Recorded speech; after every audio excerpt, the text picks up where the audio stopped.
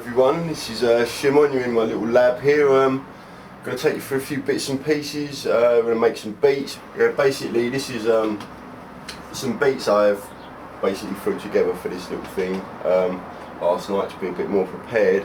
What I do when I'm getting stuff together, I used this program called Audio Finder. I find it really good for sort of finding your sounds, organising your sort of database of sounds and stuff. And yeah, it's a really cool little program basically. What this does is when you first install this program, it goes through your entire library of sounds and it basically finds everything and puts them into this view. And then basically what you can do is you can basically audition all your sounds. You can drag sounds straight from your straight from this into Contact, into your sequencer, and it just makes the workflow really quick, and it's really good, I find, for just sort of finding everything you have. So I mean, you can do like searches. Say I want to search for a bass sound, I can hit bass. That'll find everything with the word bass in basically.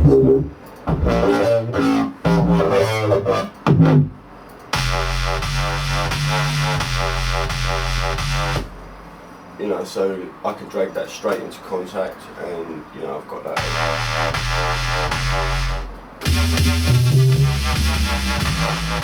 And I've got that straight at my fingertips. I find that really, really quick for getting stuff together and stuff. Also, it's good for really, just for really quick things on the fly. So just say for instance. Let's look for a stab. Okay, so I can have my things rolling in the background.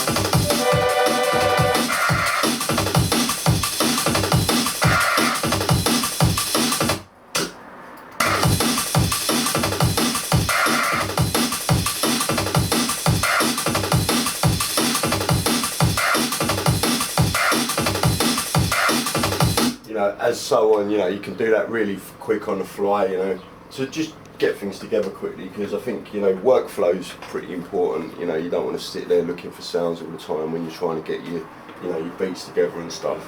So yeah, that's what I use a lot to sort of get things rolling at first. Okay, let's have a little look at Alchemy now.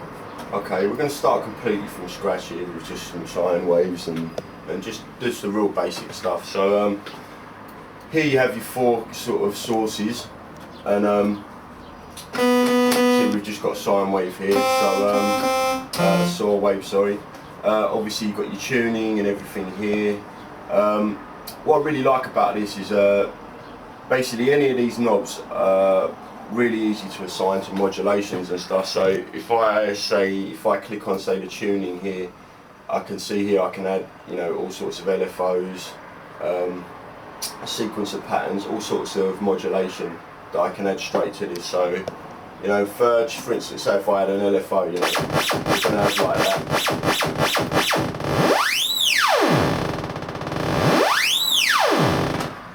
Okay, so I'm going to add another one just to thicken this up a bit.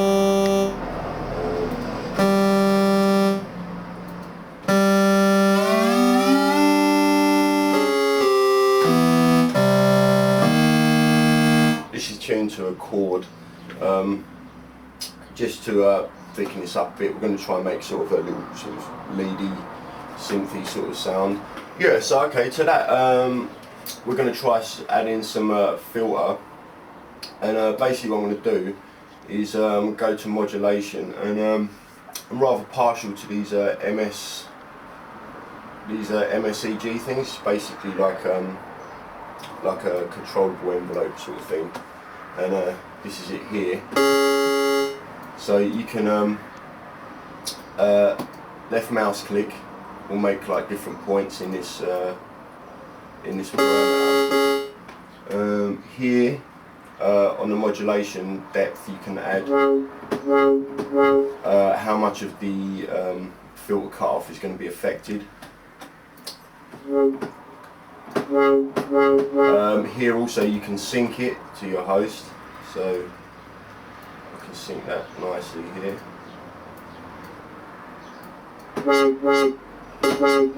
And it also has like a loop mode, so we're going to put the loop on continuous and we're going to have it on slide.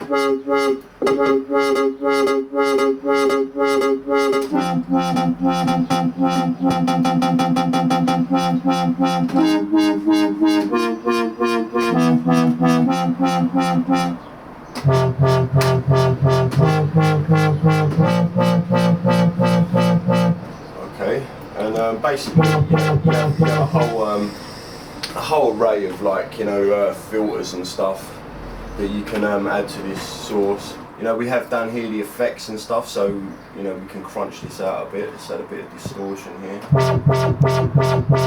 Already you can hear that that's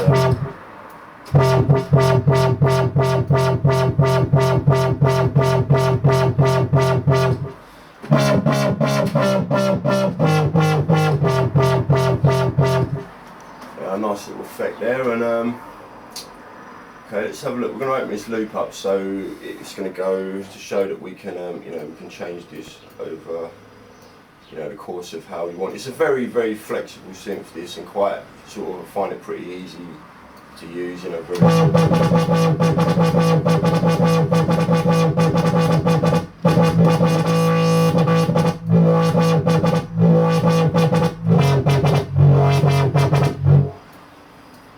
basically, you can just play around with this. And I like, what I do quite often as well is I'll sort of write a basic little line into my sequencer, and then I'll sort of tweak it as it's looping round, to get things, to get a little bit of movement happening and stuff.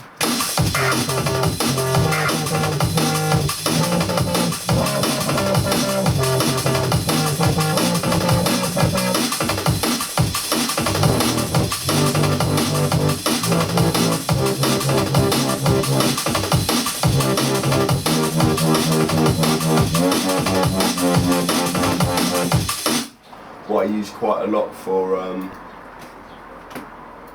my like bass lines and stuff, and to kind of get the bit of movement going and the crunchy stuff is their plugin called Camel Fat. And yeah, I use this a hell of a lot, man. I really, really like this plugin for the I just love basically the you can sync all the LFOs, all the filters, everything to your host sequencer, so it really gives that extra bit of movement to your sounds and stuff that are in there. So I'm going to mute that a minute. Let's get like a real basic sound. Okay, I'm just trying to find.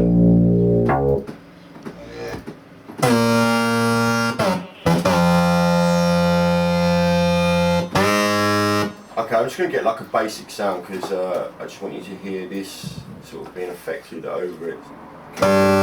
Hear it so it's completely blank. And what you can do basically, you have your different kinds of filters here, and here's like your sort of modulation source. So if I switch this on, I can see that this filter cutoff is assigned to a sine wave, and it's synced to my MIDI host. And this rate here is how much it's going to be affected, obviously. So you can see now I can move that around.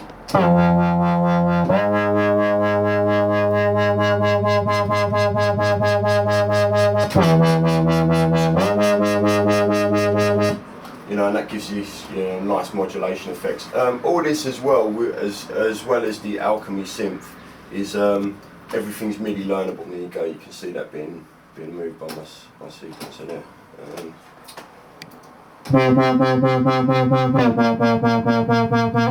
Okay, obviously I'm going to write a quick line.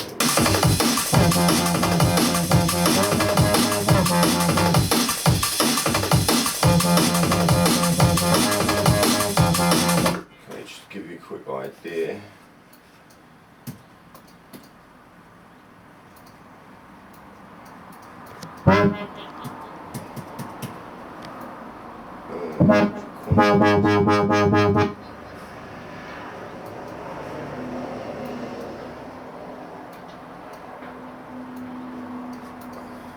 Okay. Yeah, it's a real simple line just to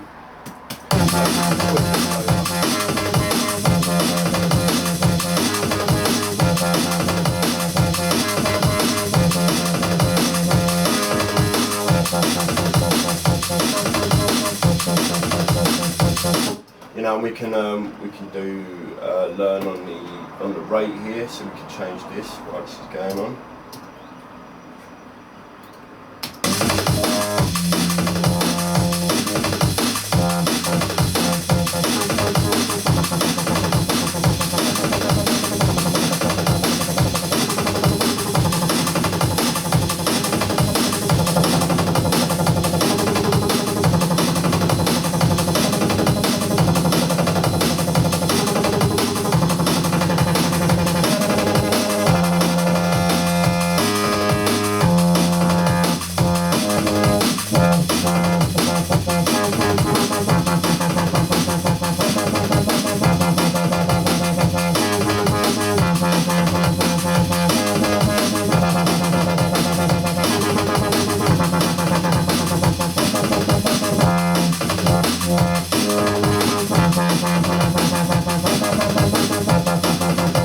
You know, and that's just a sort of, you know, simple way you can get a bit of, you know, change throughout your track. And, you know, I find like I like to do a lot of automation in my stuff, you know, so it's always sort of changing just a tiny bit, you know, you can't really tell, but it sort of gives the whole thing a bit of flow.